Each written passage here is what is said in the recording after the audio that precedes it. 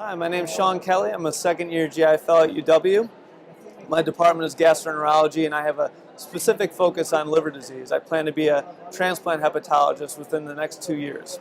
So my research is focused on end-stage liver disease, and the topic of palliative care is very important in this field. End-stage liver disease is the seventh leading cause of death in the United States, and it often requires liver transplantation, and we do a great job taking care of the patients who receive transplants, but not necessarily that provide the same resources for people who are not offered transplant. And so we wanted to focus on that population specifically here at UW, and then with our results, expand that to a bigger population. So we looked at transplant listing meetings for a total of 5 years, 2007 to 2012. And we whittled that list down very specifically. We excluded patients who are still alive because we wanted to know their entire medical course. We excluded patients who received a previous transplant because we felt that there might be some unexplained biases that would lead them to have more care. If they hadn't been evaluated by transplant surgery, we didn't include them. And then if they didn't have follow-up in our system, we didn't include them because we didn't know what had happened. So anyways, the total number from the several thousand that we looked at ended up being 116 after we excluded all those patients. The things we looked at very closely were the number of days between denial of transplant candidacy and involvement of palliative care. The other thing, we looked at the number of patients who are denied transplant and how many times they're admitted after that occurred. In theory, we would want that number to be 0.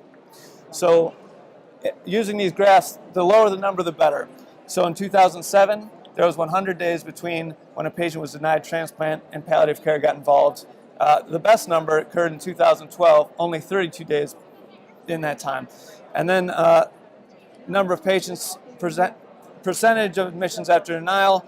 Again, in 2007, we started with 40% of patients were admitted after denial of transplant, and we got down to 22.7, 23.1 in 2011, 2012. So the other things we looked at, the average in the whole study between being denied transplant and seeing palliative care was nearly 150 days. We'd like that number to become much, much smaller. And so just we've talked for a while. The focus of, or the conclusions from the research is that yes, palliative care did get involved at some point, usually very often after patients were denied transplant, but not often enough. And 1/3 of patients were hospitalized after they were denied candidacy. So we'd really like that number to get closer to 0 as much as possible. Patients who are already inpatient when they're denied candidacy often saw palliative care sooner and were referred to hospice sooner because that's very intuitive because they were already very sick, and so the length that they were going to live was short, and so palliative care just made sense.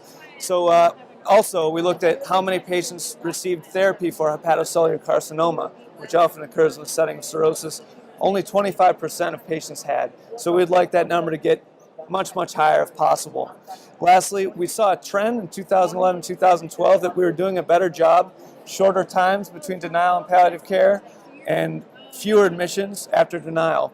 But it's not a clear trend, so we need more time to determine if we're doing a better job or if that was just a fluke.